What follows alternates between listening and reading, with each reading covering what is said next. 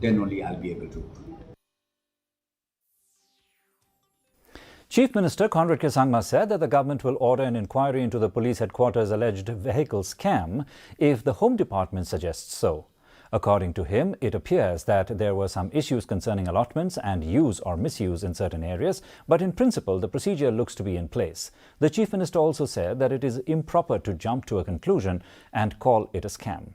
He, however, claimed ignorance that the word was mentioned in the report compiled by the 5-member inquiry committee.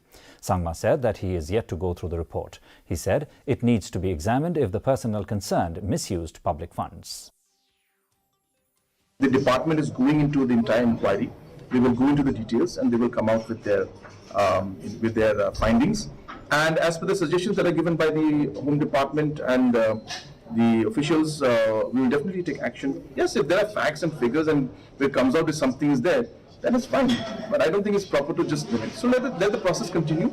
And as I said, we will ensure that whatever has to be done from our side, we've never shied away from any inquiry, any commissions, any inquiry that has to be done. We will not shy away from that either.